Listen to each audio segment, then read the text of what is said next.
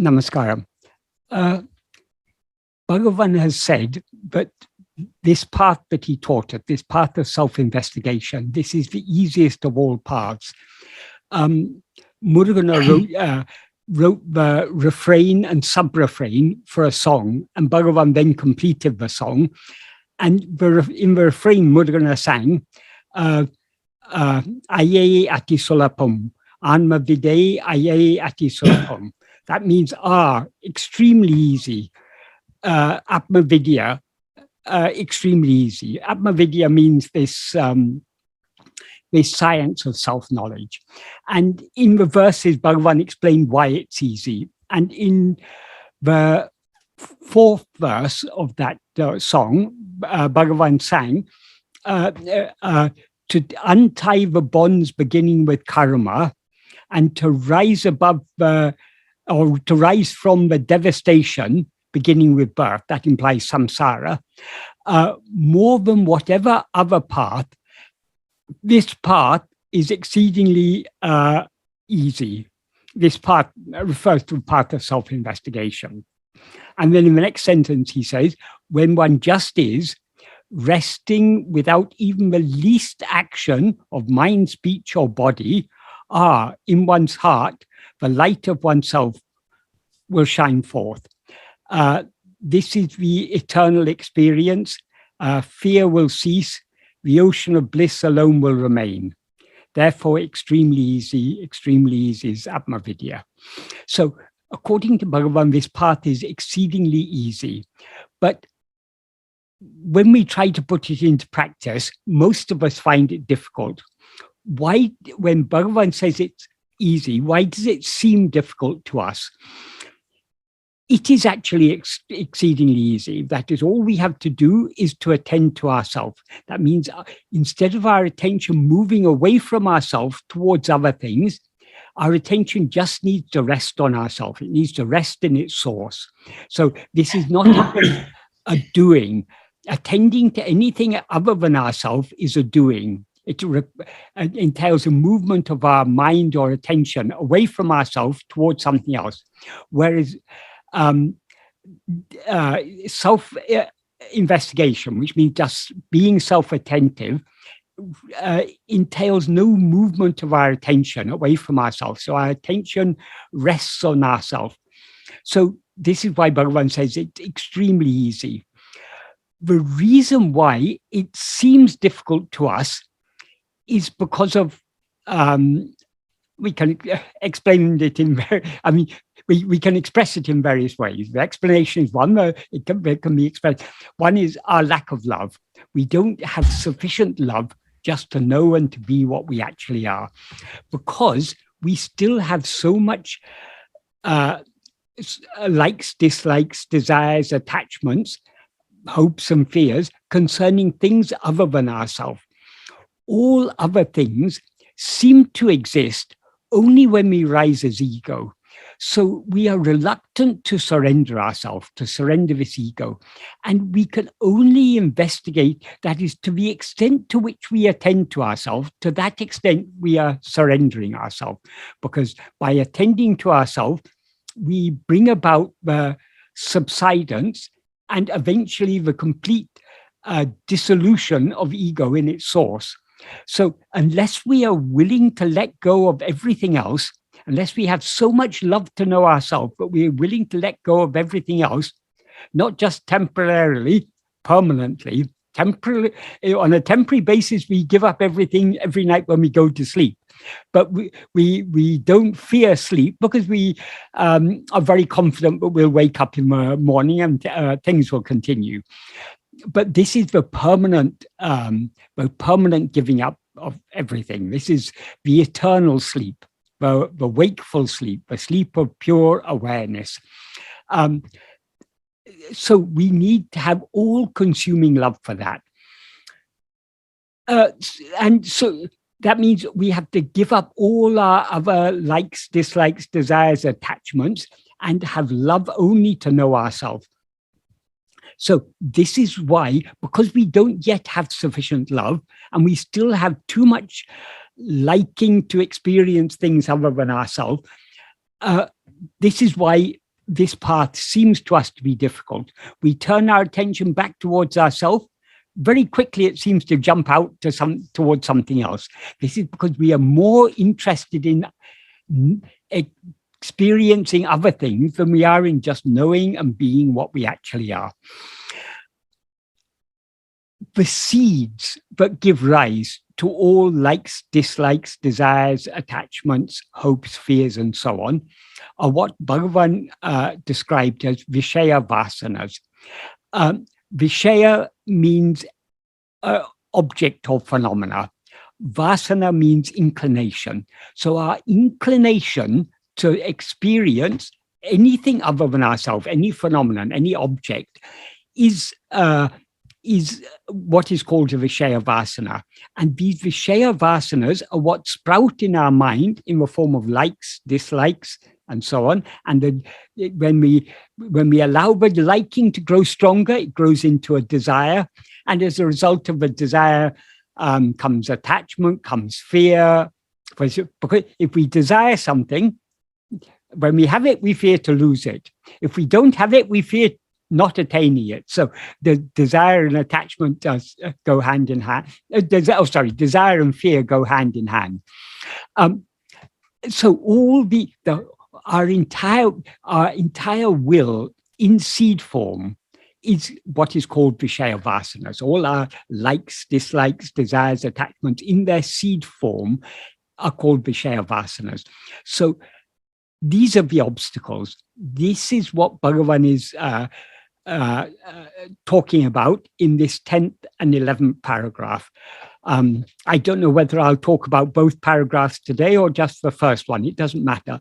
I will begin talking about these paragraphs sentence by sentence, and at any time, you please feel free to, if you've got any question, please feel free to interrupt me, because we can then pick later after answering the questions. I can pick up the same thread again. So don't hesitate to ask questions as and when they occur to you, if you think it will be useful.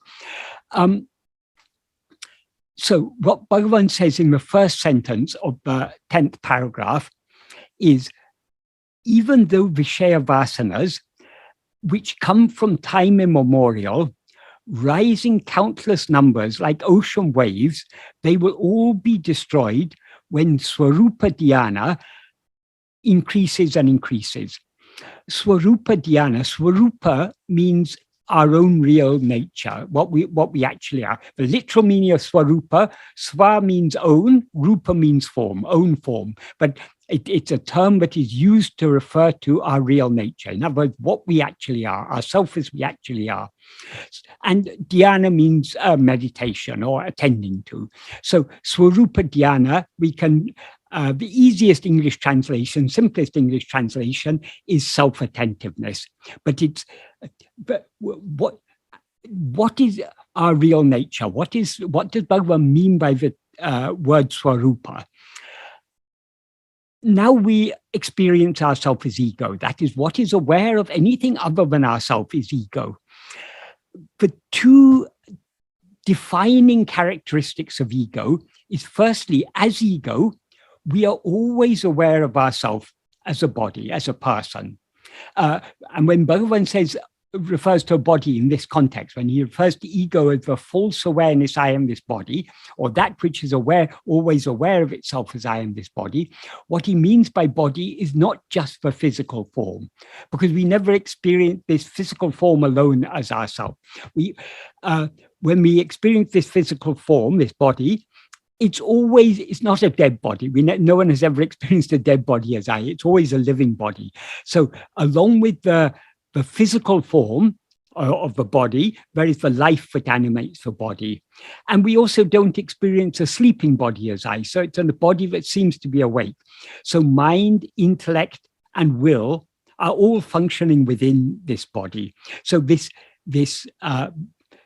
bundle, or set of 5 sheaths consisting of the body, the physical form of the body, the life, the mind. Mind here means the grosser functions of the mind, like perception, memory, thinking, and so on. Subtler functions of the mind, a subtler function of the mind is intellect. That is the fourth of the 5 sheaths.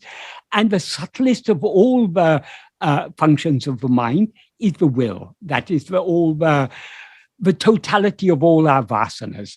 So these 5 collectively are what Bhagavan refers to as body. So as ego, we are always aware of ourselves as I am this body. That is, we identify ourselves with this bundle of 5 sheaths. And we are consequently aware of other phenomena, other objects. So whenever we are aware of any object, any phenomena, anything that appears and disappears, we are aware of ourselves as I am this body. So we are ego. As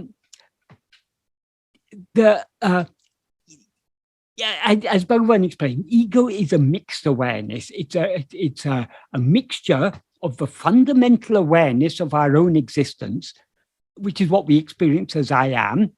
That I am is mixed with adjuncts. Adjuncts means these 5 sheaths are adjuncts. They are things that are added to us. We conflate this awareness I am with this body, with this bundle of 5 sheaths. Bhagavan refers to as body.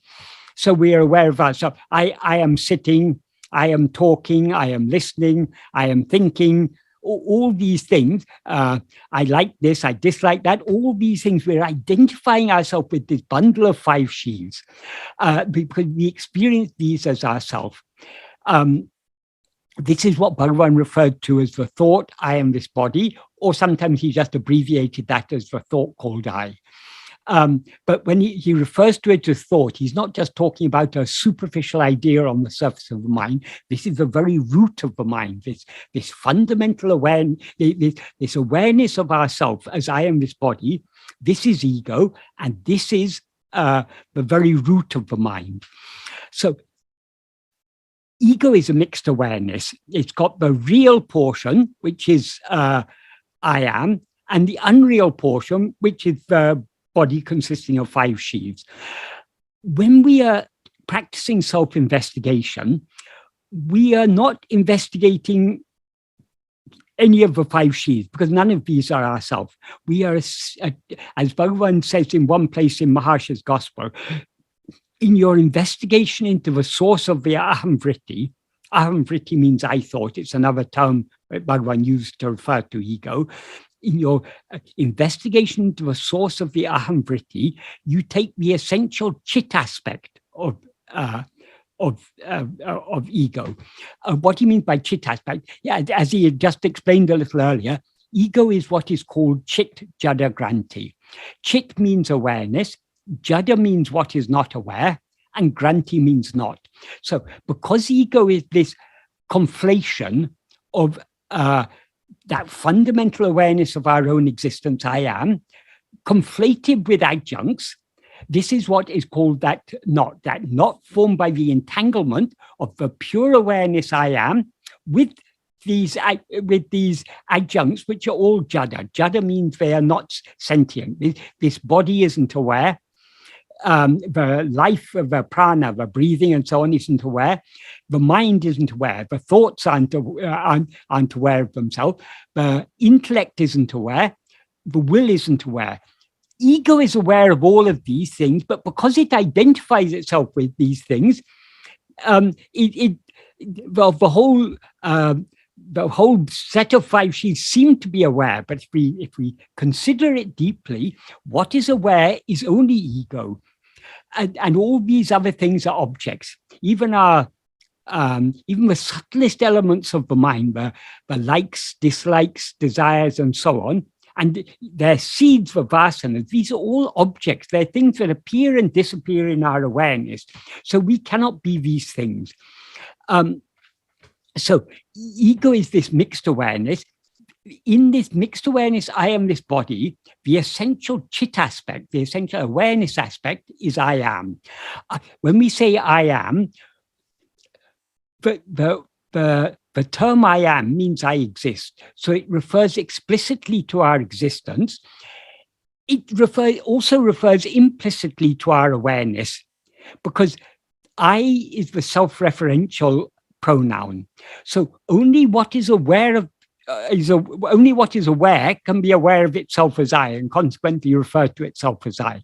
So when we say I am, we are not only we are explicitly expressing our existence, we are implicitly expressing our awareness. As Bhagavan explained, our awareness and our existence are one and the same thing. What we actually are is only awareness. So awareness is our very existence, our very being. So when this existence awareness, this awareness of our own existence, is what Bhagavan refers to as Swarupa. This is what we actually are. So this is what we are to meditate upon. So that is the meaning of Swarupa Dhyana. It's a very, it's another way of describing self-investigation, but it has a very, Bhagavan is emphasizing Swarupa. When Bhagavan wanted, Bhagavan often used to say, there's only one self, there aren't two selves. But what we actually are is only the fundamental awareness I am. But what we now seem to be is that adjunct mixed awareness, I am this body. The adjunct mixed awareness, I am this body, is ego. Whereas the pure awareness I am is Swarupa, our own real nature. So when Bhagavan wanted to distinguish what we actually are from what we now seem to be, he referred to, the term he used was Swarupa. So this is the term that is often translated in English books as the self with a capital S. But in Tamil, there's no articles and there are no capital letters. And Swarupa, it means what we actually are. So it does mean ourself, but it very specifically means ourself as we actually are, rather than ourself as we now seem to be, namely as ego. So Swarupa Dhyanam basically means self-attentiveness in the sense of attending only to our fundamental awareness I am. This alone is what is Bhagavan often referred to as the practice of self-investigation. That is, we can investigate ourselves only by attending to ourselves. And to the extent to which we attend to ourselves, we are also being ourselves. So what we are investigating is our own being, and we can investigate our being only by just being as we actually are. So this practice of self-investigation, he also sometimes referred to as summa iruptu, just being. So all these terms, these are, that the practice is one, Bhagavan used different terms to refer to describe it, because each of these terms is a pointer, a clue to us, to help us to understand what is required. All we need to do is just to be attentively self-aware. We're always aware I am, but generally because of our interest in other things, we're attending to other things, and so we're neglecting I am. So instead of being negligently self-aware, as we usually are, we need to be attentively self-aware. Being attentively self-aware is what Bhagavan means here by Swarupa Dhyana. And when he says, when Swarupa Dhyana increases and increases, the implication of that is that it increases in depth and intensity. So the deeper and more intense our self-attentiveness becomes, the more the vasanas will be destroyed. How does this happen? How do we destroy vasanas?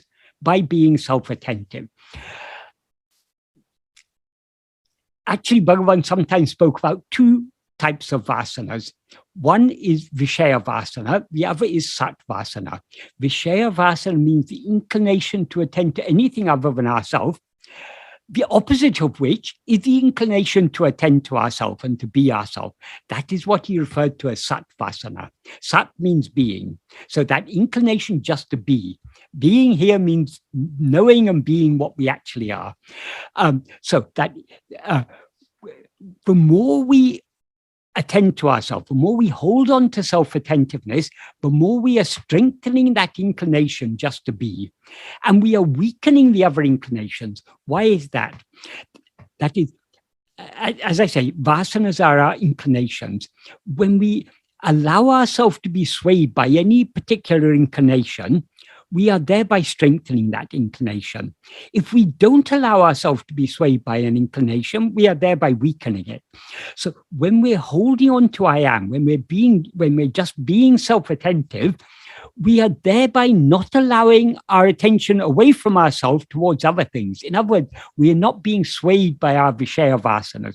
Because we don't allow ourselves to be swayed by them, we are thereby weakening them. So the means to weaken and eventually destroy all Vishaya Vasanas, the direct means, is this simple practice of being self-attentive. There are other means to weaken Vishaya Vasanas. For example, on the path of bhakti, they meditate on a name or form of God. That is the key to that practice, is the love that one has for God. If one has true love for God, and that is, so long as we're meditating on name or form of God, we're taking God to be something other than ourselves. So long as we believe God is something other than ourselves, but we have love for God, to the extent that we have love for God, our mind will be dwelling on him. But because God seems to be something other than ourselves, he seems to be a form. So we have some mental conception of God. And often that mental conception is accompanied by a certain picture of that is a certain mental image we have of God, which may be in a human form. We may take Jesus as God, or we may take Rama or Krishna or Shiva, or we have some image of God in our mind. The benefit of having such an image, it makes it easier to hold on to it. We've got a very abstract notion of God. We are just trying to hold on to an abstract image, an abstract idea. But by meditating on a name or form of God, that is a way of focusing our mind on God. And what motivates us to focus our mind on God is the love. So by clinging to God's name or form with love, we are thereby, the vasanas will continue rising. The inclination to think about other things will be rising, but because of our love for God, we are thinking of his name and form, and thereby we are not allowing ourselves to be swayed by the inclination to think about other things. So by bhakti, we can purify the mind, but only to a certain extent, because even that name or form of God is a Vishaya. It's a phenomenon. It's something other than ourselves.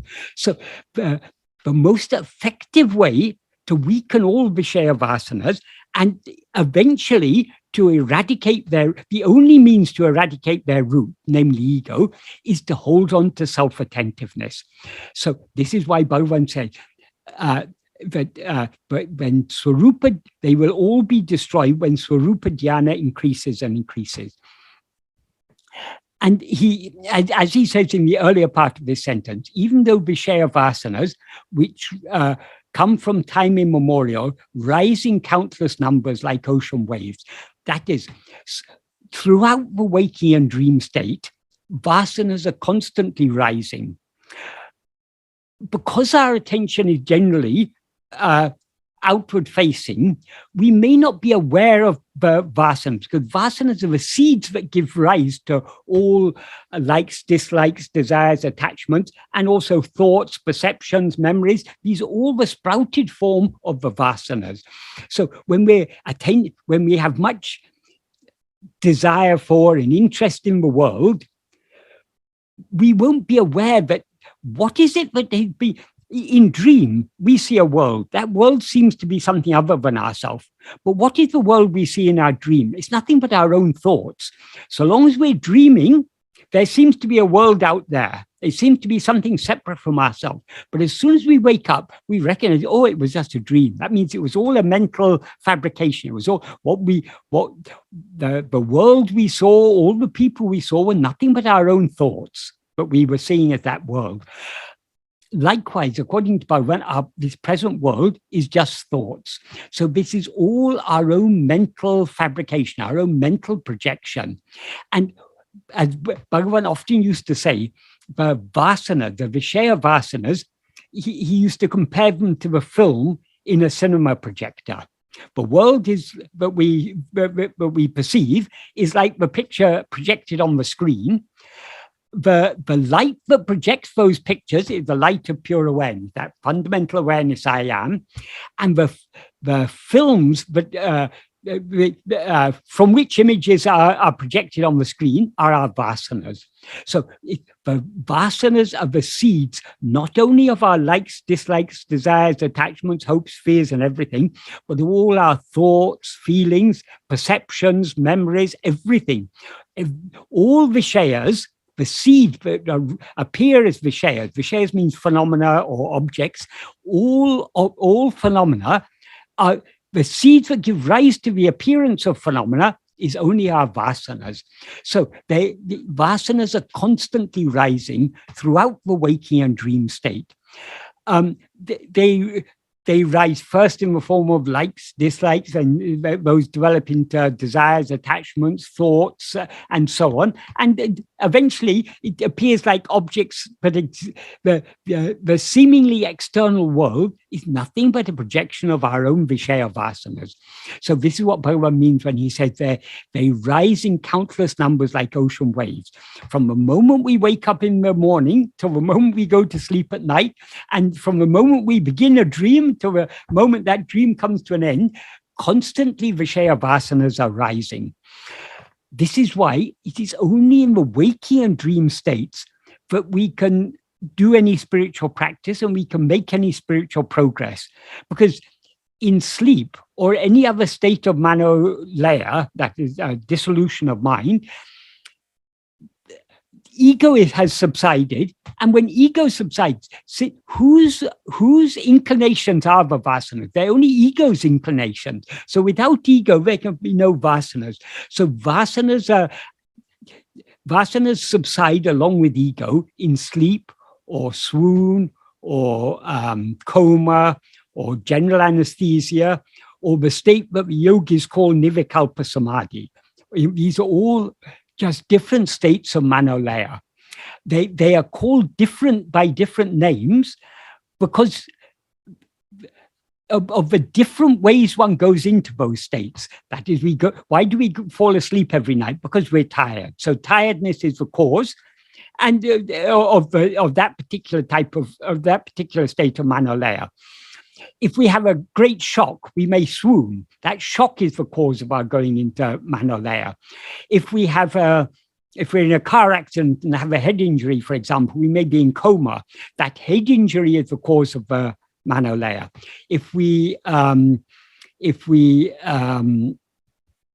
undergo a major surgery, we'll be given certain anesthetic drugs. Those drugs are the cause of the manolaya.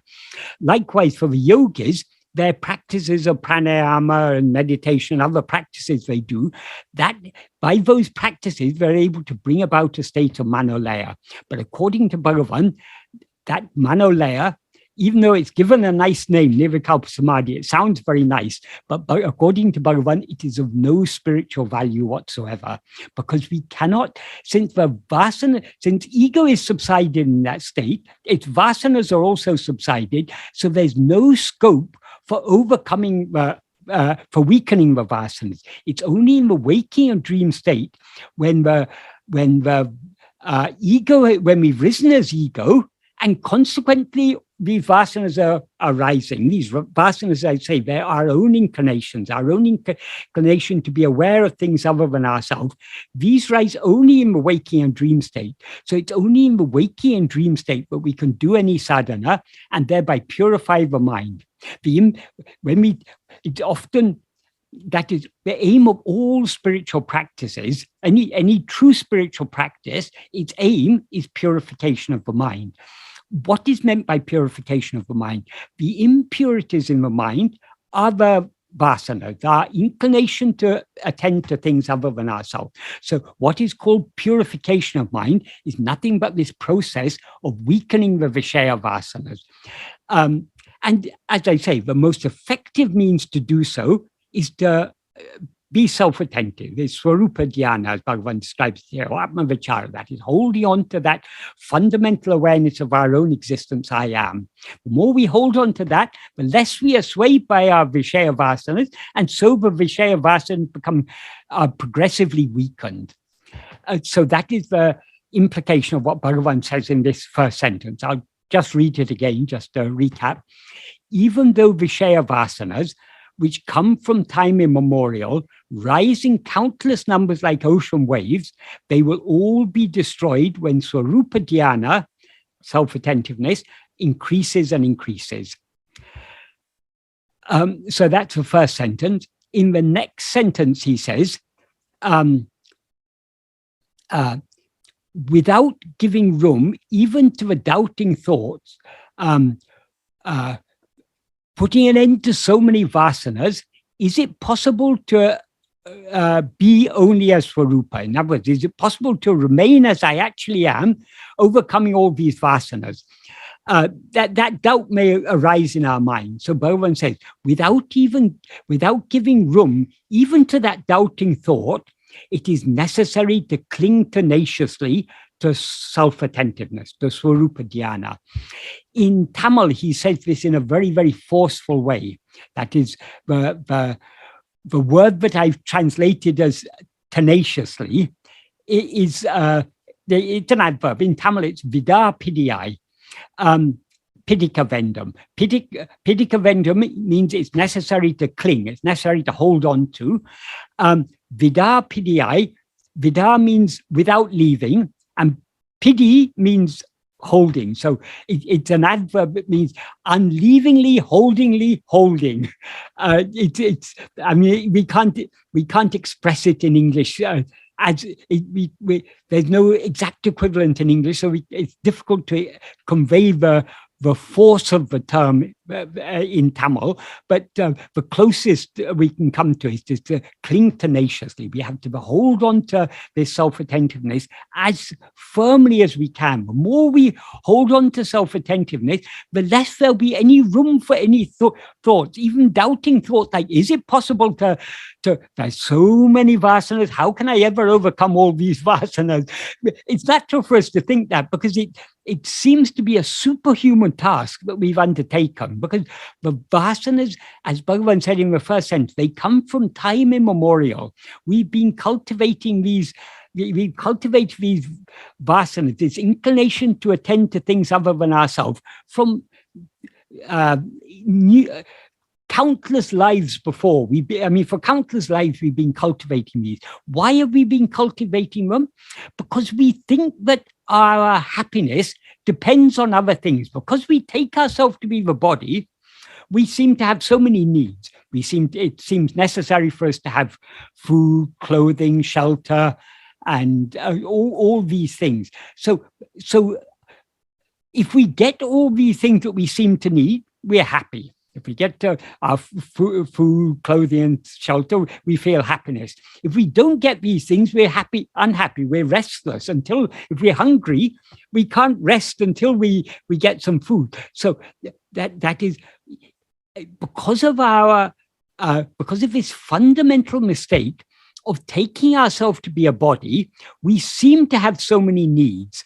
And so we seem to be dependent on things other than ourselves. We're dependent on food, we're dependent on clothing, we're dependent on society that provides these things, we're dependent on the work we do, we're dependent on the honesty of the people we deal with, and we're dependent on the shops where we go to buy our food. We're dependent on so many things other than ourselves. So being embodied is a state of dependence. We're dependent on things other than ourselves. And because of our dependence on things other than ourselves, our welfare, our well-being seems to be dependent on other things. So we're happy when we get the things that we think we need, and we're unhappy when we don't get the things that we think we need. And of course, we don't stop with just the things we need. Okay, today I've got enough food. Today I've got shelter over my head. But what about tomorrow? Am I going to have food tomorrow? Am I going to be able to pay the next month's rent? So we always want more than just what is immediately necessary. So our needs grow into, develop into greed, and we want more and more and more. And however much we have, we're not satisfied. There are some people in this world now who are centibillionaires. They have more than $100 billion, but they're still not satisfied. They still want more. So this is the nature of being an embodied creature. We always, because of this, because as an embodied creature, we are dependent on other things. So we want more and more and more. So these vasanas are extremely strong because it's the very nature of ego to have vasanas. As Bhagavan says in verse 25 of Ulladu that is, he describes ego there as a formless phantom ego. And what he says about it is, grasping form, it comes into existence. Grasping form, it stands. Grasping and feeding on forms, it flourishes abundantly. Leaving form, it grasps form. What he implies thereby is grasping form means the ego is a formless phantom. So forms are things other than itself. Forms are what he refers to here as Vishayas, all phenomena, all objects, all thoughts, feelings, and so on, and the objects of the world, everything, all phenomena are forms of one kind or another. So the nature of ego is to be constantly grasping form. And by grasping forms, not only it as he said, grasping and feeding on forms, it flourishes abundantly. The more we attend to things other than ourselves, the more ego is thereby strengthened. So the very nature of ego is to grasp things other than itself. So the very nature of ego is to have Vishaya Vasanas, because Vishaya Vasanas are the inclination to grasp things other than ourselves. So overcoming our Vishaya Vasanas is no easy task. So we may easily give room to we may easily succumb to the doubting thought, as Bhagavan describes it here. Overcoming so many vasanas, that is, destroying so many vasanas, is it possible for me just to remain as I actually am? That doubt may naturally arise in us, but that doubt, there's no use. That's again another thought. We're again dwelling on something other than ourselves. So without giving room even to that doubting thought, it's necessary to cling tenaciously to self-attentiveness. In other words, Bhagavan is saying, don't worry about anything else. Just hold on to self-attentiveness. That is what's necessary, and that is what is sufficient. Because if you hold on to self-attentiveness, eventually, the more we hold on to self-attentiveness, the more the vasanas will be weakened, and eventually we will overcome them. Then in the last sentence of the third and final sentence of this paragraph, what Bhagavan says is, however great a sinner one may be, if instead of lamenting and weeping, I am a sinner, how am I going to be saved? If instead of lamenting thus, if one completely rejects the thought that one is a sinner and is steadfast or zealous in self-attentiveness, one will certainly be reformed. One will certainly be, the term he uses in Tamil, Urupaduvan, literally it means one will take form. It implies one will be reformed, or we can take it, one will be transformed. So transformed into what? Into what we actually are, into our real form, our Swarupa. So we will remain, we will eventually remain just as Swarupa if we are steadfast in our practice of self-attentiveness. It doesn't matter how great a sinner we may be. What are sins after all? Sins are actions. What is it that drives us to do those sinful actions? That is selfish actions, as we call sins, papa. What is it that drives us to do sins? It's only our desires and our attachments and so on. What are the seeds that give rise to all those desires? It is only the vasanas. If we cling to self-attentiveness, we will weaken the desires. So what caused us to be a sinner, we're dealing with the root cause of it. That is, there's no point in, we may have done so many wrong things. We may have done so many bad actions in the past. If not in this lifetime, in previous lifetimes, we certainly did. So we are all sinners to a greater or lesser extent, or we have been sinners. But it doesn't matter how great a sinner we may be, as Bhagavan says, Oruvan evlo papiya irandalan. That means, however, to whatever extent one has been is a sinner, however great a sinner one may be, if we are steadfast in self-attentiveness, we will certainly be reformed. So the way there's no point in lamenting, oh, I've done such bad actions, I'm such a bad person. There's no benefit in lamenting like that. Okay, I'm a bad person. How to become a good person? What caused me to be a bad person is my vasanas. So I need to overcome those vasanas. How to overcome the vasanas? Cling to self-attentiveness. If we cling to self-attentiveness, we don't just become a better person. We eradicate ego, which is the root cause of the feeling I am a person. So our aim isn't just to be a good person. Our aim is to cease taking ourselves to be a person at all. In this paragraph, Bhagavan continues the same subject in the next sentence, in the next paragraph, but in these 3 sentences, Bhagavan is emphasizing what is required to overcome our vasanas, what is required to put our sinful past behind us. All that is required is to hold on to self-attentiveness, cling fast to Swarupa dhyana, cling tenaciously, as he says, Vida pidiyai pidikavendam, Swarupa dhyanate Vida pidiyai pidikavendam. It's in such a forceful and spirited way. Bhagavan says that in Tamil. It's necessary to cling tenaciously to Swarupa dhyana, to self-attentiveness. So this simple practice of self-attentiveness, this is the key to our salvation. This will save us from all the bad actions we've done. It will save us from the inclinations that prompted us to do those bad actions, the vasanas, and it will save us from the ego, who is the one who did all those bad actions. That is, who is the doer of all actions? It's only ego. But why is ego the doer of action? Actions are done by mind, speech, and body. But as ego, we take this bundle of 5 sheaths in which these mind, speech, and body are included as ourself.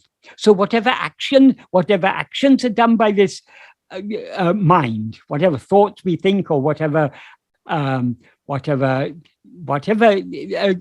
all mental activities, we feel, I am thinking this, I am feeling this, I am remembering this, I'm perceiving this, we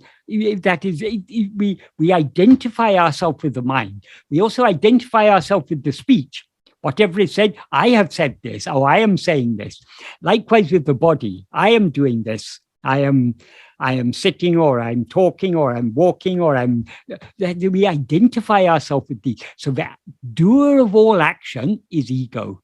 So this Swarupa dhyana, this simple practice of being self-attentive, this is dealing with the very root of all these problems, which is ego. To the extent that we attend to ourselves, ego subsides, and its vasanas are also weakened. As the more we attend to ourselves, the more we thereby subside, and the more our vasanas are thereby weakened. So this simple practice of self-investigation, this is the best, most effective way to purify the mind. And it's also the only means to eradicate ego, the only means by which we can surrender ourselves completely. Would any of you like to ask any questions on this subject? Michael, let me ask a very obvious question, probably too overly simplistic. No questions are too simplistic. All questions are welcome. Talk about some of the parameters or boundaries that you might impose on your own self-inquiry, self-investigation. What do you get into that takes you astray from true self-investigation? I wonder that because sometimes I find myself repeating the same areas of my own investigation over and over again. And I wonder if it might be more productive to start to question everything that I see that's a puzzle to me. Self-investigation isn't just questioning. Bhagavan gave us pointers in the form of questions. Who am I? To whom are all these things appearing? But the investigation is not the mere questioning is not investigation. Investigation means holding on to self-attentiveness, being self-attentive. That alone is self-investigation. Self-observation, in other words. Yes, you can say it like that. But we should understand the self-observation doesn't mean observing the thoughts in the mind or anything. Self-observation means observing only that our own being. So self-investigation is just clinging to is just being self-attentive. That alone. How can we investigate ourselves? To investigate anything other than ourselves, we firstly need the mind. We also need the five senses. To investigate anything outside ourselves, we need the five senses. We also need, for many things, we need so many instruments. Scientists have so many instruments to investigate. They have microscopes, they have telescopes, they have very sophisticated advanced technology now to investigate things far away, or to investigate subatomic particles and so on. So many instruments are needed. But what instrument can we use to know ourselves? We can't know ourselves by any of these any technology, any technical instrument. We can't know ourselves by the five senses because we're not an object.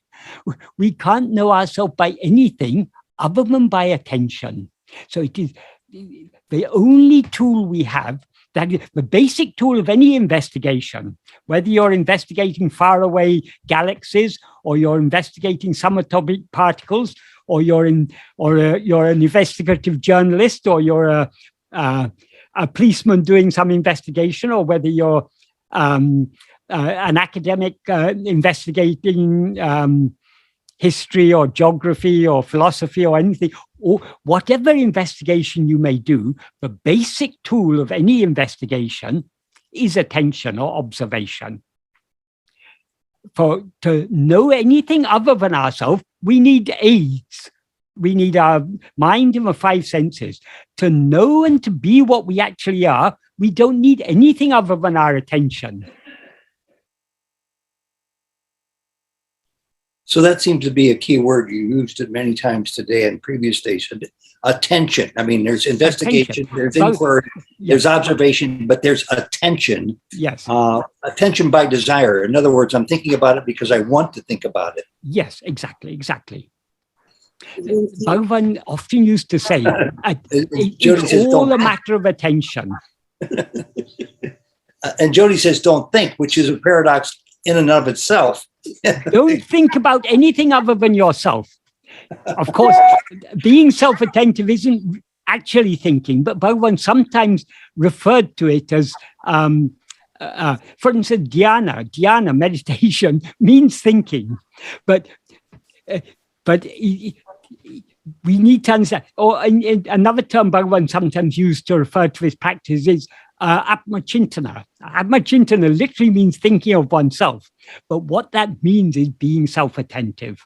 The attention we give to anything other than ourselves is a thought. So metaphorically, the attention we give to ourselves is referred to as a thought. So is self-attention and self-abidance the same? They're the same. But attention is the chit aspect. Abidance is the sat aspect. We as Bhagavan says in verse 26 of Upadeshundya, Tanai iritale, tanai aridalam. Being oneself alone is knowing oneself, because being and knowing are one and the same thing. So the attention is the knowing aspect, the chit aspect, whereas the abidance, self-abidance, is the being aspect or sat aspect. So sat and chit are one and the same. So we know ourselves by being ourselves, and we can be ourselves only by knowing ourselves. So they're one and the same thing. So that's why the practice is that it can be described as being self-attentive, or just being as we actually are. Because our nature is awareness. And awareness is always aware of itself. So by just being the awareness that we actually are, we are we are being self-attentive. So how can we attend to our being? Only by being. How can we investigate our being? Only by being. So being and attention, with respect to ourselves, are one and the same. To the extent to which we attend to ourselves, we are thereby being ourselves. So what is called self-abidance is the being aspect of it. But the being and the knowing are inseparable. So, Michael, when you're talking about being, you're talking about being in an absolute sense, not being aware of your body or... No, just being. Being is not a new thing. We are always being. Being is our very nature. But that's why it's in Tamil, it's sometimes referred to as Summa Iru. Iru means be. Summa means just be. Summa means just or merely. So just be. When we rise as ego, we are not just being. We are being plus rising, plus activity and everything else. So our aim is to just be. That means not to rise as ego. So as you say, it's absolute being, pure being. Being undefiled by even the slightest rising.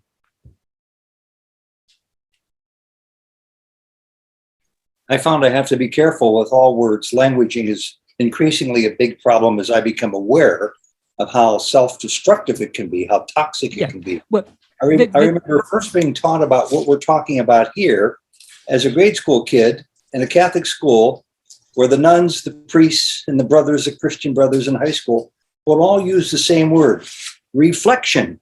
But they only meant it to be done for one purpose, to reflect on my perceived sins. Yes. Bhagavan said, don't reflect on the sins, reflect on the sinner. Who is the sinner? Me. I think Sarva has a question. Greeting everyone and Vanakkam, Michael.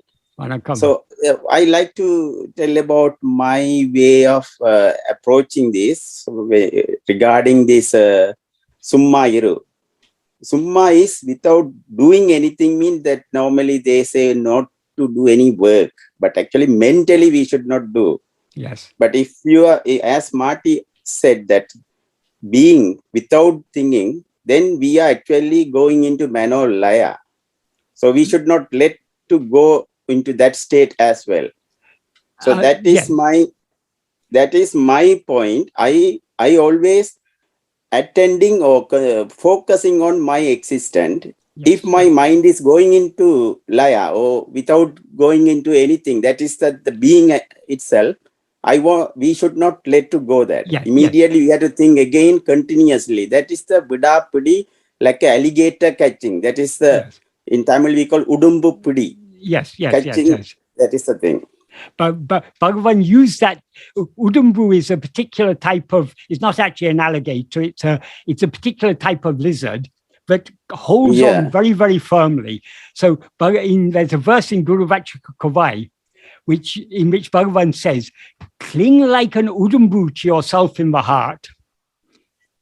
So we have to hold we should so not firmly. That is why Bhagavan said, the key is attention. Because otherwise, thinking that we are just being, we can, as you say, we can slip into Mano-Laya. The only way to avoid slipping into Mano-Laya is to hold fast to self-attentiveness. Sometimes this practice is described as, in the Upanishad, they use the analogy of a razor's edge. Why are they talking about a razor's edge? Because we have to remain balanced between two extremes. On the one side, we fall into sleep. The other side, we fall into thought. We need to avoid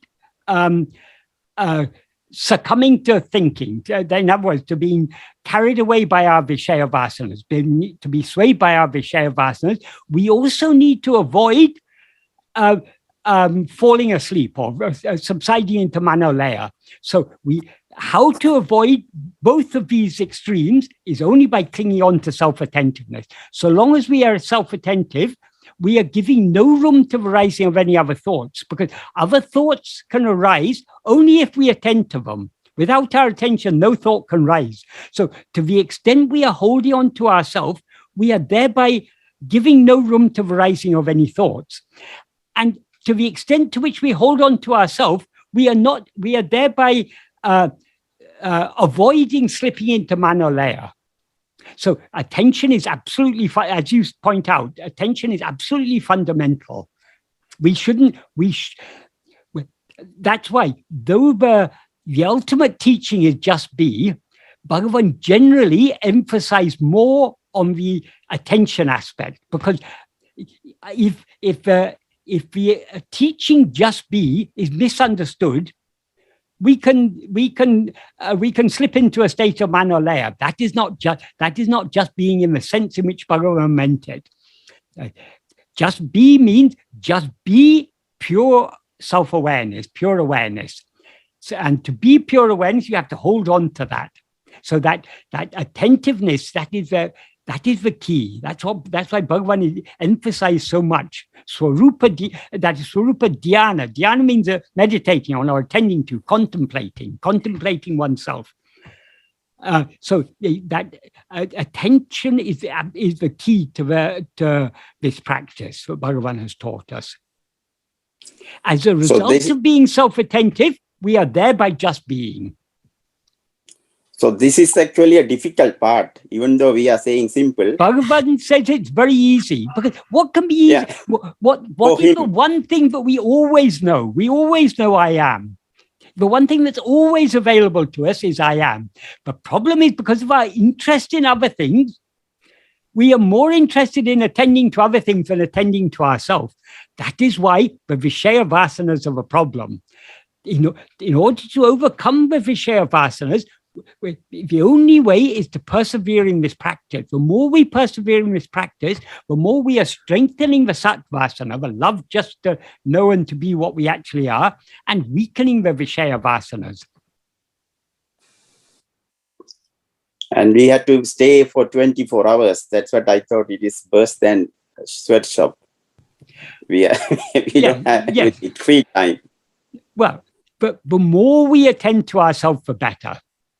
If we can hold on to at least a certain degree of self-attentiveness, that alone is sufficient. But we need to hold on to it. We shouldn't be allowing ourselves to be carried away by our to be swayed by our vasanas, by our inclination to attend to other things.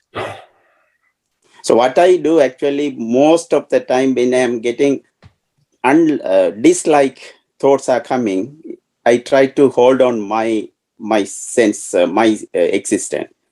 And at when like thoughts come, what do you do? That is a thing. That time we were always distracted. Okay, I'm happy. I have got a question about happy. That's a basic of. But I like to leave Steve to talk because and others, and I will ask at the end. Okay. Okay.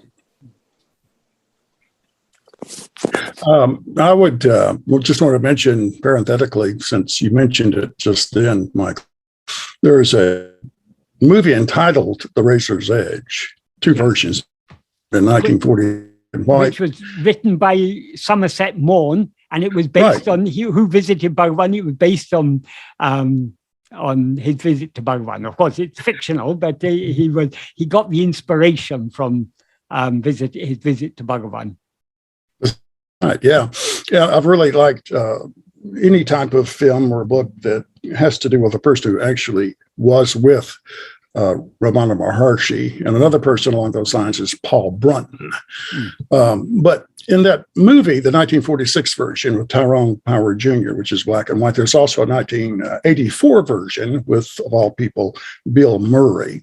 But which is pretty good actually. But the earlier one I saw for the first time like 35 years ago, and I've probably seen it, if not hundreds and dozens of times. So, and it's all consistent with what we're talking about. But the one thing that really helped me with was becoming convinced that there really is another world of peace and happiness that I would not, like the person in the film, would not be able to experience consciously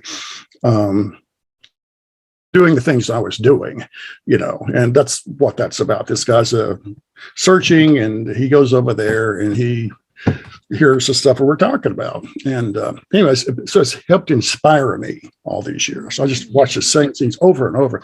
My God, I got to remember that. I got to remember that, because as we're just talking about, the world pulls us away.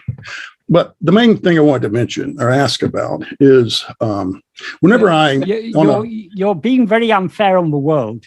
It's not the world that pulls us away. It's our liking to attend to the world that pulls us away. Our vasanas. The fault lies with us. We can't. World is innocent.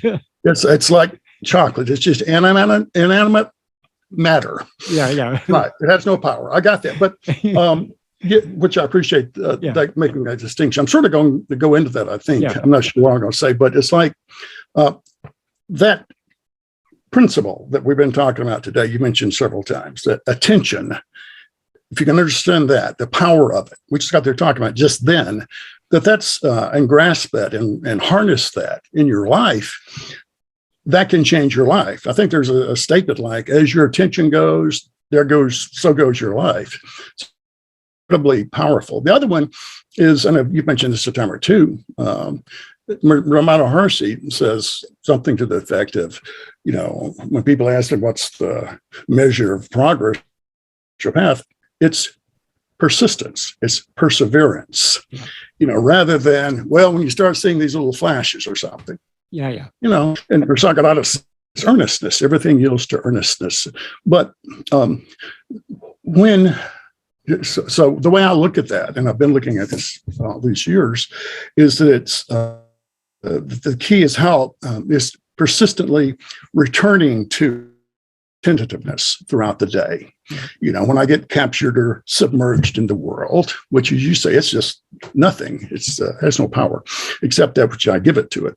But the other thing is, like you mentioned about 20 minutes ago, you said something like, we need to tenaciously cling to self-attentiveness. Now, this is something I think you mentioned a couple of weeks ago, which I found to be affirming of what I thought, in the sense that a person two people, one is trying to tenaciously stay attentive, and he might do that a couple of times during the day for 30 minutes. Let's just put it in numbers, which is kind of, low class, but let me continue with that.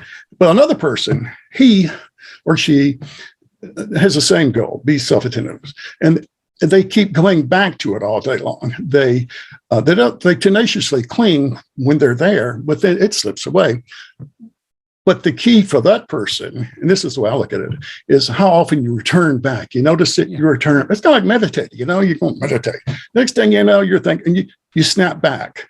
Can you say a word or two about that little tiny distinction there between, tenaciously versus persistently returning to it? Yeah.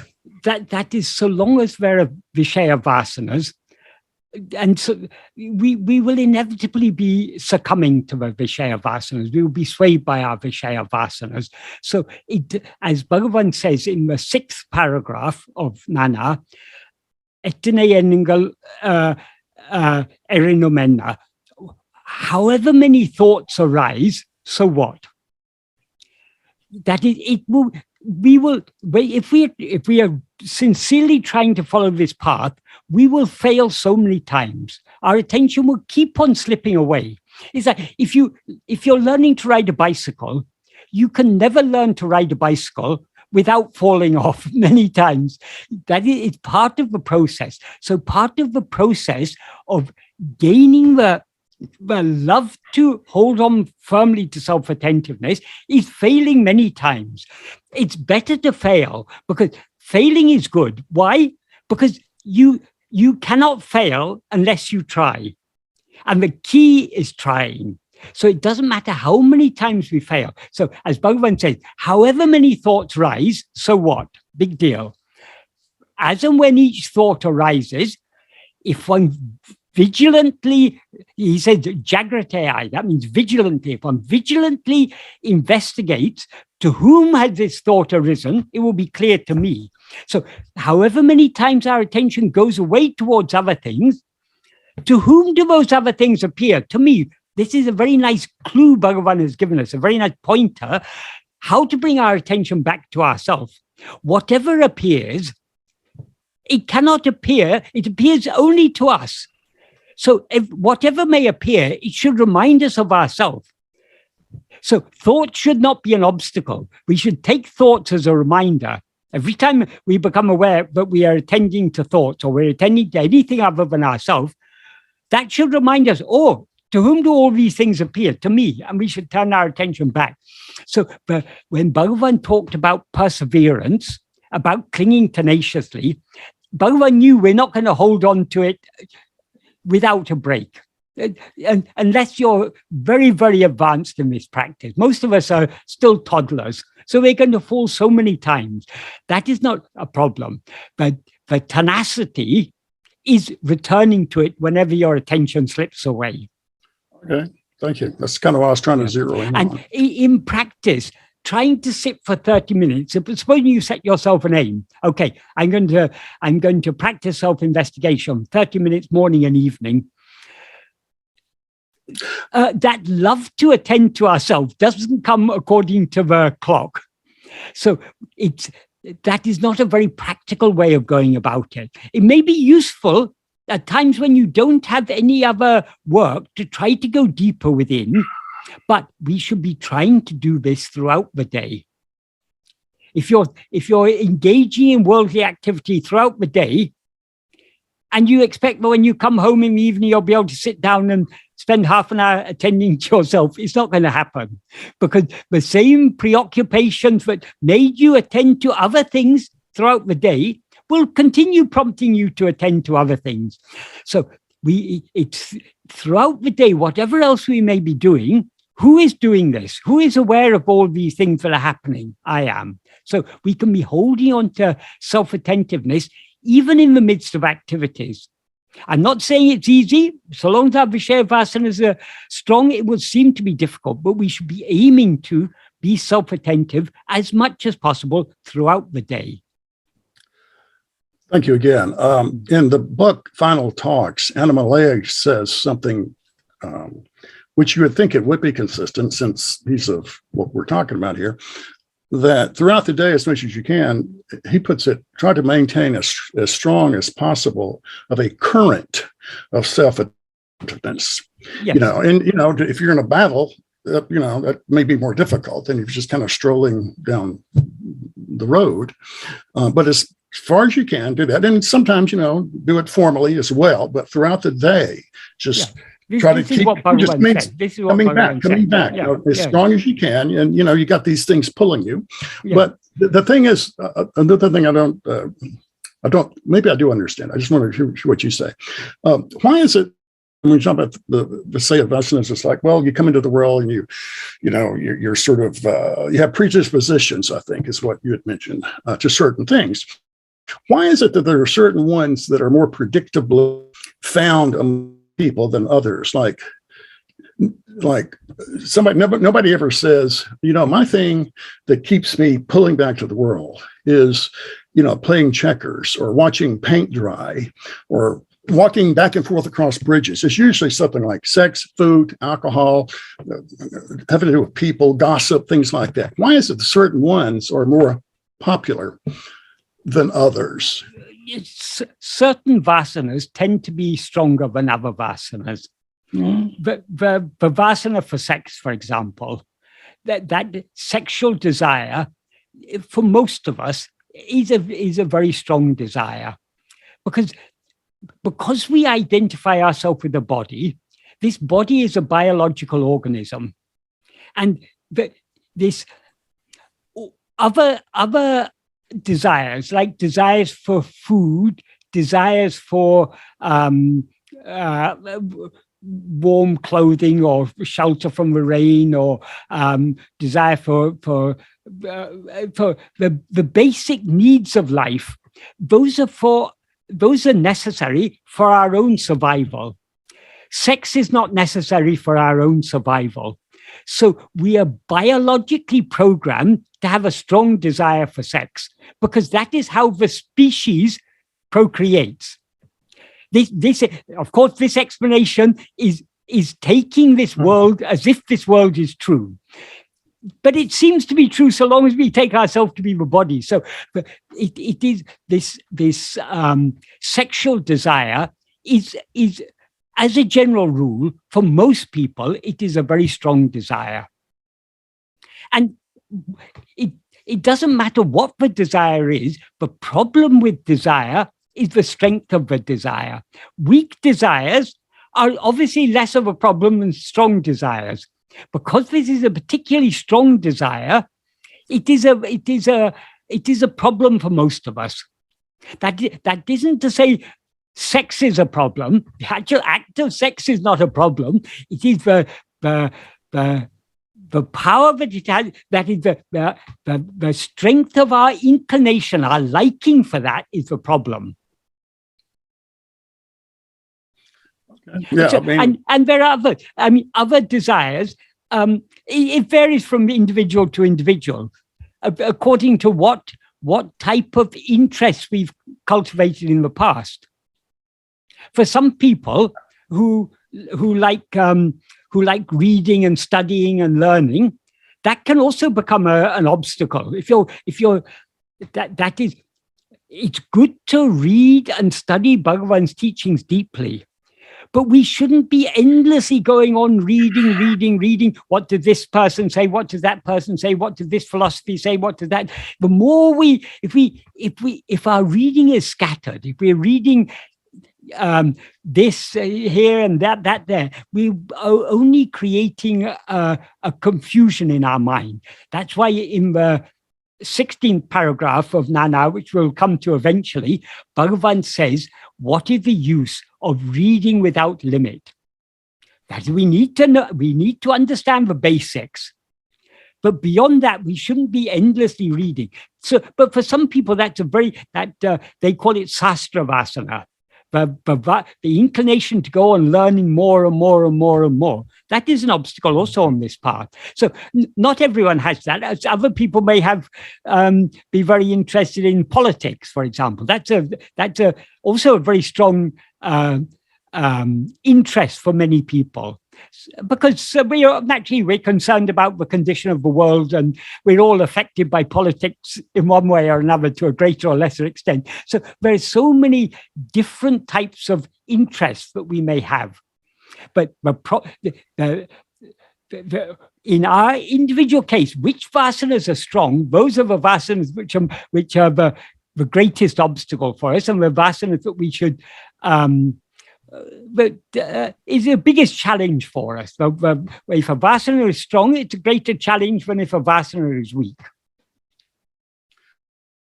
Yeah, what has been my working hypothesis about this, about even within the body, the need for food, not sex. It's not important. If you don't think about sex, it goes away pretty much. Yeah, like a habit, but not eating and you're not eating and water and stuff like that. But what I think this has been like if you look at, say, the food thing, more people have a problem within the food, that particular one, of the chocolate. We always pick on the chocolate rather than carrots. And to me, the distinction is biologically, like drinking or something, or people who smoke or something. It's like you get a rush, I guess, like a big hit when you take the chocolate or the drink until you feel like hell, because you're hungover or something like that. But that doesn't happen with carrots. Again, you mentioned the other day, which I think I've known that Ramana Maharshi would work in the kitchen, making everything is flavorful. But then when it gets time for him to eat, he'd stick everything and mix it up, stuff like that. So, which I've been thinking about that a lot. Like, it just seems like there are certain vasanas that are more popular within certain groups than others. And to me, I think the whole key, this is what I believe, that it has to do with pleasure. It feels better to go ahead to have sex and stuff like that. That feels good, but also it's just pleasurable to eat chocolate rather than carrots. Yeah, you got to eat. Yeah. I don't have a problem with carrots. I got a problem with the chocolate. So, yeah. But to me, pleasure is kind of somewhere weaved in there. Yeah. Well, chocolate has, I think, a mild stimulant effect. That is one reason. The other thing is,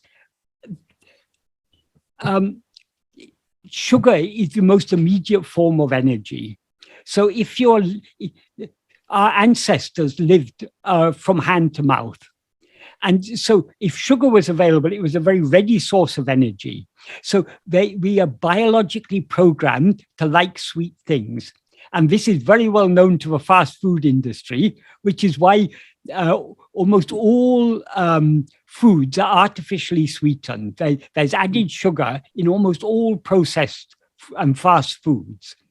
So these fast foods are addictive. They have addictive qualities because the fast food industry has understood what type of taste will have an addictive effect on people.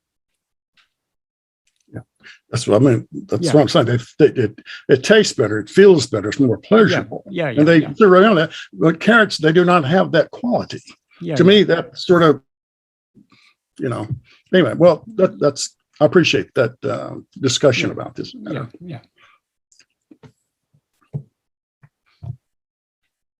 Rani, I saw you asked one question. It popped up in the chat. I can't remember exactly what it was. Do you want to ask that question? Because I thought it was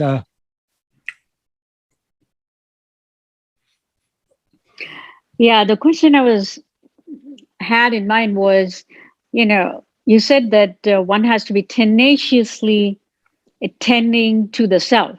Yes. So is that tenacity, is that a Vishaya Vasana or is it grace? Tenacity, in being tenacious in attending to ourselves, that is Vishaya Vasana, is an inclination to attend to something other than ourselves. The inclination to attend to ourselves is Satvasana. So the driving force behind the tenacity is the Satvasana, which is what is otherwise called bhakti, or specifically Swatma bhakti, that is love for oneself. Love just to know and be what we actually are. So the key is love. The key to tenacity is love, is bhakti. As Bhagavan often used to say, bhakti is the mother of jnana. So bhakti is the key. Regarding grace, bhakti and grace are actually one and the same thing. We think, is it because of the grace that we have bhakti, or is it because we got bhakti that there's grace? They're one and the same thing. But because grace isn't something that descends from heaven on us. Grace works from within. Because what is grace? Grace is the infinite love that Bhagavan has for us as himself. That is, in Bhagavan's view, Bhagavan doesn't see us as we see ourselves. We see ourselves as a person. I am Rani, I am Michael, I am whoever. That is how we see ourselves. Bhagavan sees us as we actually are. And what we actually are is nothing other than him. So he very literally loves each and every one of us as himself. Even the worst sinners, he loves as himself. So that love that he has for all of us is what manifests in our life as grace. And that grace manifests within us as the love that we have to attend to him. To him means he is ever shining in the heart as I. So our love to attend to I, to that fundamental awareness of our own existence, to our own Swarupa, that love is grace. That is it. It is grace that has sown the seed of this love in our heart, and it is grace that is nurturing this seed. So we shouldn't think of grace as something that's coming from outside. Grace is the love that we have to be happy. We all love to be happy, don't we? That itself is grace. But the trouble is, we misuse that grace because of our poor discrimination, because we lack viveka. We think the happiness comes from external things, and so we misuse that love for happiness by seeking happiness outside ourselves. But love for happiness is itself a very clear sign of grace. But the same power of grace, but if we If we turn within, that power of grace will save us. If we persist in going outwards, that power of grace appears as Maya and deludes us. So it's all up to us. That grace and Maya are not two different forces. It depends whether what is our inclination. Do we want to go outwards, or do we want to return home, back within? So, so the Satvasana, so the Vasana has to be dropped in the end and only Sat remains. Yeah, that is, but the Satvasana is the love. That love is our real nature. Love just to be as we actually are. That is our very nature. We all love ourselves. As Bhagavan said, since for everyone, love for oneself is the greatest love one has is only for oneself. We all have love for ourselves, for our own being, for our own existence. That's why we don't want to die, because we've confused our existence with the existence of this body. We don't want to die because we take the existence of the body to be our existence. That's why that even for Bhagavan, that is not for Bhagavan, obviously he wasn't Bhagavan at that time, even for that ego that was aware of itself as I am Venkataraman, the last thing that arose was that fear of death. Because fear of death means the cessation of our existence. Of course, the death of the body we don't cease to exist when the body dies, because but it seems to us, so long as we take this body to be ourself, death of the body seems to be death of ourself. So, but when fear of death comes to most of us, what happens to our mind when we get fear of death? We think of all the things that we are attached to. We think of our life, of our near and dear ones, of our property, of our status, of all these things we fear to lose. Whereas in the case of Bhagavan, because of the purity of his mind, and I say Bhagavan, but it's not Bhagavan, we should say, in the case of Venkataraman, that boy, that 16-year-old boy, the ego that took itself as Venkataraman, because it was an extremely pure heart, when the fear of death came, he didn't think about his mother, he didn't think about his friends at school or anything. He didn't think, all he thought about is, when this body dies, am I also going to die? So he was only concerned about his own existence. And so he turned within to investigate his existence, to investigate his very being. And so he merged in that being, and he remained as that pure being.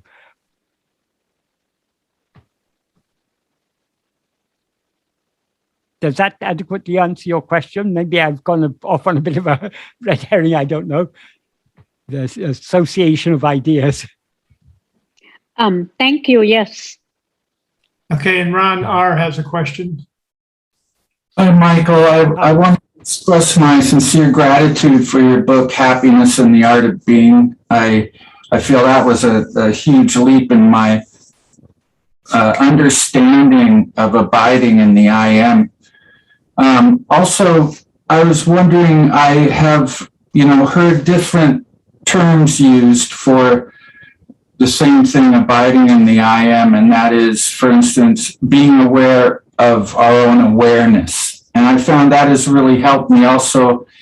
And Sri Sadhu Om's book, he talks about turning our attention 180 degrees inward as opposed to outward. And all these things have helped me, and I've found that the more I practice this, thoughts still occur, but I'm finding that I don't latch on to them, and they don't affect me like they used to. Yes.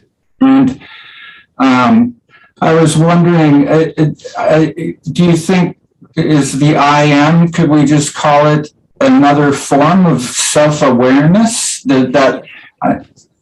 Yes, that is, when we say I am what I am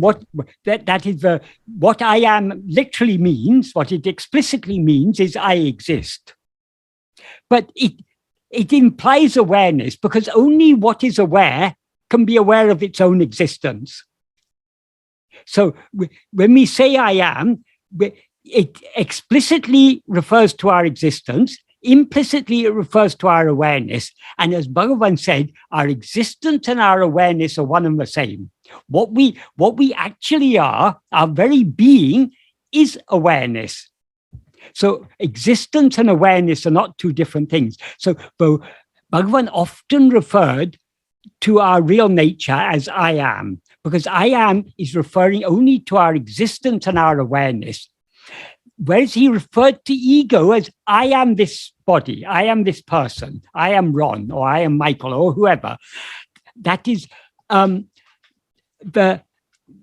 we say I am this or I am that, I am Ron or whatever, am there is not explicitly referring to our existence. It's standing there for our identification. When you say I am Ron, that means I identify myself as Ron. Ron is what I take myself to be.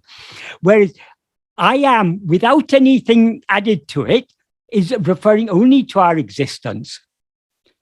So that Bhagavan often used that term, I or I am, to refer to our own existence. When he used the term I, in some cases, when he's talking about I, he's referring to ego. Some cases, he's referring to our real nature. But when he wants to specify that he's referring to our real nature, he says, I am. Because am is referring to our existence. Our existence is real. Our identification is false. That is, we do exist, but we don't exist as the person we now seem to be. So in ego, there is a real element and there is a false element. The real element is I am, our awareness of our own existence. That is what is real. The identification with the adjuncts, that is what is false.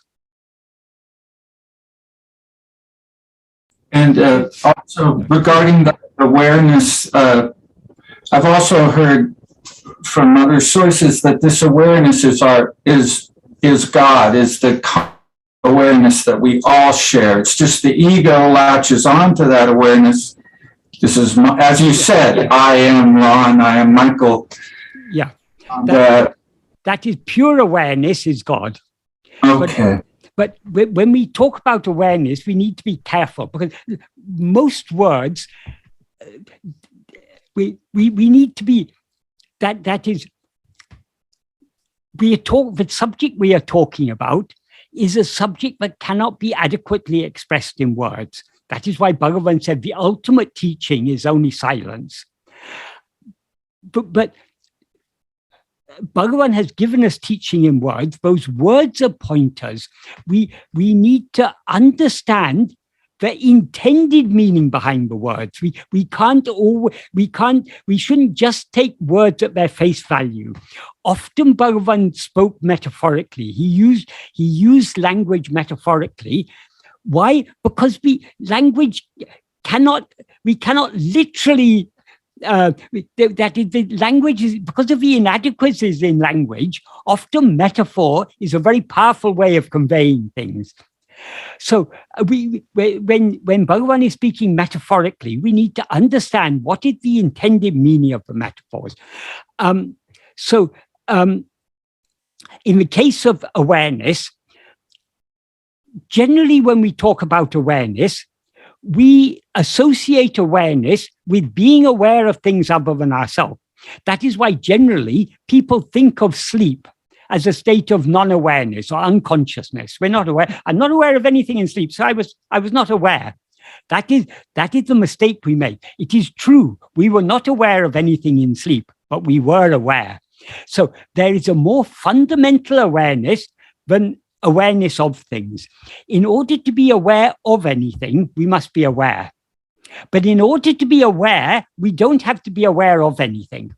So we need to, when we talk about awareness, the awareness Bhagavan is talking about, when he says our real nature is awareness, he's talking about pure awareness. That is awareness, but not awareness of anything, but just pure awareness. But again, language is tricky because we talk about being aware of ourself or being aware of our own existence. That is different because in that case, ourself or our existence is not an object of our awareness. So we need to distinguish what I call transitive awareness and intransitive awareness. Bhagavan used terms in Tamil, Suttarivu and Suttatrarivu, which I translate in English as transitive and intransitive awareness. Transitive awareness means awareness of something, awareness of objects. That is just like in grammar, we talk about transitive verbs. Transitive verbs are verbs that take a direct object, whereas intransitive verbs are verbs that don't take a direct object. So transitive awareness means awareness of things other than ourselves. Intransitive awareness is pure awareness. That is awareness of nothing other than ourselves. So it is that fundamental awareness, the awareness of our own existence, not the awareness of any object, but of the awareness of just being, the awareness I am. That is the real awareness. That is the awareness we should be investigating. So we need to, we need to, when words are used, we need to think deeply about it. What does this word mean in this context? So one term, but there's a person called Michael, I've forgotten his name, Michael something. He wrote a book, Awareness Watching Awareness or something like that. People often ask me, is that a good way of describing it? I say yes, but you have to be careful. You have to understand it correctly. We are not being... I am aware of this computer screen. Being aware of my awareness of this computer screen is not self-investigation. Being aware of the one who is aware, that is self-investigation. So if we take awareness, when we say awareness, awareness watching awareness is what I think he says, not awareness being aware of awareness, but it amounts to the same thing. The awareness that is being watched is the same awareness that is watching. That is the one who is aware. That is what we need to attend to. We're not to attend to our awareness of other things. We're to attend to awareness in the sense of what is aware. What is aware is only ourself. I am. Thank you, Michael. And actually, it's Michael Langford. Langford, yes. I've forgotten his name. Yes, you're correct. Michael, you've said this over and over again in so many words, and I really appreciate it. I don't think I'll ever be able to hear it explained just as you did enough times in my life. The transitive awareness for me still almost causes me to have a catch in my throat when I refer to it myself. It almost appears magical. So I'm capable of saying, I am Ted, where there is only I am. And that's the instant shift in identity that I've come to really respect and learn from. But it seems magical still. Yes. I know what you mean. I know what you say. I say it myself. And yet maybe I'm just not saying it enough because it still seems almost magical. Yeah. I am Ted is a lie. I am is the truth. But it's the I am Ted who sees the I am in one version of my conscious awareness. The I am is the other version of that. So long as you're aware of yourself as I am Ted, when you talk about I am, you're confusing I am with Ted. What we need to do, that is this practice of self-investigation, we are trying to hold on just to that fundamental awareness I am. To the extent to which we hold on to that fundamental awareness I am, Ted and all adjuncts will drop off. This is what Bhagavan referred to as Spurana. When we turn our attention back to ourselves, we get a fresh clarity of self-awareness. Whereas till now, we've been aware of ourselves as I am this person, I am Ted or whoever. When we begin to attend to ourselves, we become aware of ourselves as something distinct from everything that we took ourselves to be before. Not completely. We don't get perfect clarity, but we get an increased clarity. We are more clearly aware of ourselves as something distinct from all these adjuncts, body, speech, mind, and everything. We're aware of ourselves. We are aware of I am as something distinct from these things. Not perfectly, but to a certain extent. That fresh clarity of self-awareness is what Bhagavan referred to as sparana. But again, as with many things, people misunderstand words. They read more meaning into words, and they say, have you experienced sparana? As if sparana is some object of experience. Sparana is not an object of experience. It's a quality of experience. It is a clarity of self-awareness. Yes. And I'm looking forward to that happening naturally. I sort of make it happen. Yes. Force. We need to make it happen. We need to hold on to that. Bhagavan talked about holding on to that sparana. The more we hold on to sparana, the more ego subsides. And eventually, when ego is dissolved in that sparana, then it loses its newness. That's what Bhagavan referred to as the subsidence of sparana, and it becomes sahaja, natural. It's our own very nature. It is what we actually are. That sparana is not something other than ourself. It is ourself. But now, because our attention is normally going outwards, when we turn our attention back within, sparana seems something fresh and clear. But when we eventually lose ourselves in that, we recognize it. Oh, I'm nothing other than that. So it loses its newness. It no longer seems to be something new. That when the newness drops off and it becomes clear that this is my very nature, that is what Bhagavan referred to as the subsidence of sparana.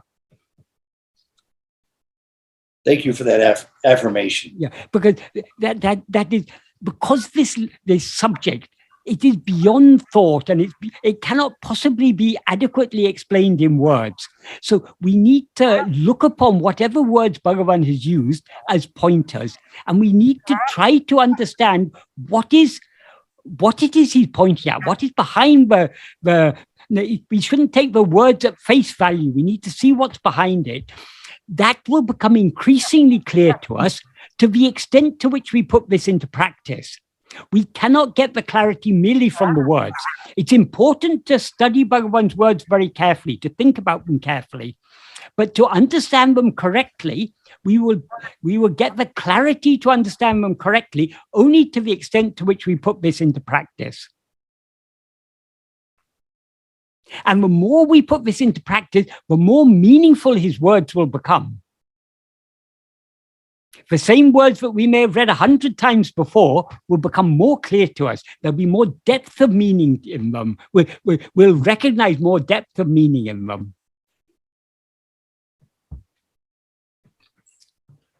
I want to mention a thing or two about Michael Langford since he came up. Yeah.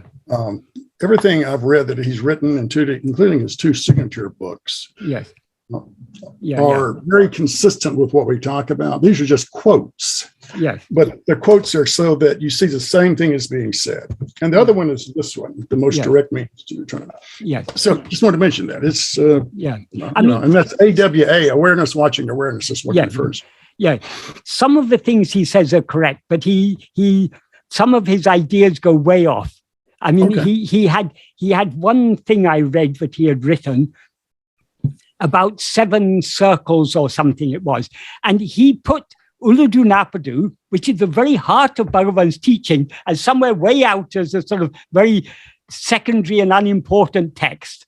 And other things his understanding of Bhagavan's teachings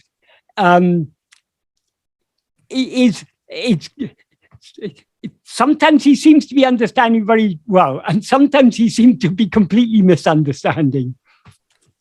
Well, thank you. That out there. The other thing, this is delayed reaction. You were talking a while ago about how people will read this book rather than thinking, well, let me kind of put all my attention, all of my being, all of my heart into this particular teacher. And you said that you were told that you were very lucky when you got over there because the guy said, hey, and that's the case. Yeah. Ramana Maharshi was the man for you, you know, which Yeah. maybe that was luck, maybe it's something more than that. But I think common that I've noticed this in other people and also my life, that it's kind of like getting married. And like when I got married, it's like, well, I don't know if I'm ready and everything. And, you know, there wasn't anything else to discover. There was a defense against going the grief of not being a single guy, I guess. I don't know. So I think a lot of times, and I've had this myself, and maybe I still do. Like, yeah, if I stop reading and having discussions and being online on Sunday afternoon or something, then, you know, all these little distinctions, like I do make, I need to know this because I might go down the wrong path if I don't, you know, and just keep, and really, for myself and maybe others, I got to keep reading and keep moving like that because I do not want to go through the grief, I guess, kind of like the marriage parallel there, giving up the things that I know I need to do in order to spend more time, you know, with self-attentiveness. You know, I kind of want to keep looking outward. And if I say, this is it, this is the one I'm going to marry, so to speak, then I got to get serious and I got to really do that. I'm telling myself all this stuff, like I need more clarity, I need to read more books. Then it keeps that commitment from happening. I've had that happen. And I don't know if that happens to other people too, but I realized that at a certain point, I just need to be honest with myself. Yeah.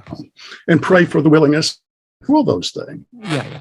In this spiritual part, dedication and one-pointedness, single-mindedness are very important. There's one analogy that is often given.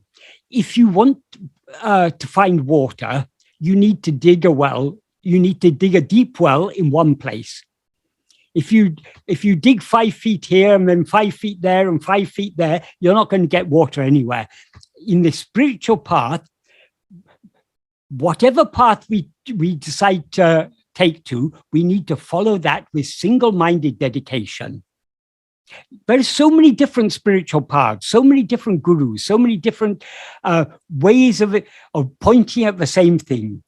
And they're not all exactly pointing at the same thing because there are different levels of teaching, different levels of explanation to suit people at different levels. But we need to find what appeals to us, and we need to dedicate ourselves wholly to that.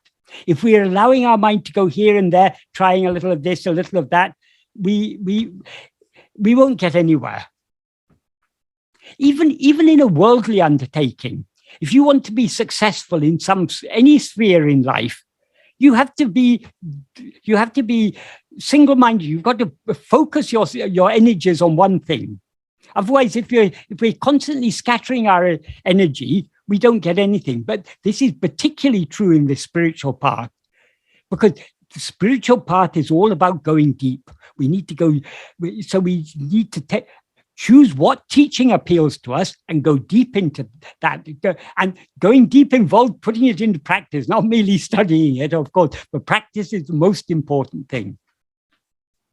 Different things appeal to different people. Bhagavan's teachings don't appeal to all people. So some people prefer dualistic bhakti, or they prefer yoga, or they prefer different forms of meditation, or why are there so many different religions and different options are there? Within every religion, there are different options, and there are different levels within each religion, because people have different levels of understanding. So we've got to find what is suitable for us and go deep in that. That's very, very important if we want to get the true benefit of spirituality. And if people ask me, there's so many options which to choose, I can only say choose Bhagavan, because to me it is so clear that what Bhagavan has taught us, this is the ultimate. All other spiritual paths, it's clear they all have a place, but they all ultimately have to come to this. Because Bhagavan has diagnosed what is the root cause of all the problems. We are the root cause, that we as ego are the root cause of all our problems. So we have to deal with this root cause, and this can be dealt with. Ego is nothing but a false awareness of ourselves. So we can get rid of this false awareness of ourselves only by correct awareness of ourselves, only by being aware of ourselves as we actually are. And to be aware of ourselves as we actually are, we need to investigate ourselves. So it is very, very clear to me, but what Bhagavan has taught us is the ultimate. Other parts, like I just noticed one email today that I hadn't replied to, and I was thinking I should try and reply to it. Someone had written to me saying, but other teachers say it's not necessary to get rid of ego. You can never completely get rid of ego. You need ego to function in the world. It is true for most gurus, most spiritual paths will tell you, no, you need not get rid of ego. But according to Bhagavan, the ultimate goal is to get rid of ego. Once we've got rid of ego, there cannot be anything beyond that. Some people also say, oh, there's something beyond that. How can there be? Because there's no one, once ego is gone, what is the reality alone remains. And there cannot be anything beyond the reality. The reality is one only without a second. Michael, I think this is a good point to end for the day, but I'd like to let everybody know also about Michael's website, Happiness of Being. And you can ask questions to Michael on the website. He also has a blog spot also that has just a treasure trove of great information. And not only can you ask questions, but you can go in and look at some of the other questions that other people have asked. It's very informative and really helps expand on the teachings that Michael gives us. So with that, Michael, thank now you. On my for the past year, I've stopped comments on my blog because it was getting out of hand. People were misusing it, unfortunately, and it was just so that now. People can either join meetings like this and ask me questions, or if they write emails to me, I generally ask them nowadays for their phone number, if they're on WhatsApp or Signal, so I can reply by voice messages, because otherwise I just can't reply to all the emails I receive. But replying by voice message is relatively easy. Well, I'm glad you replied to ours, so I appreciate that. Thank you for being here. Right. Well, it's all Bhagavan's doing, not my doing.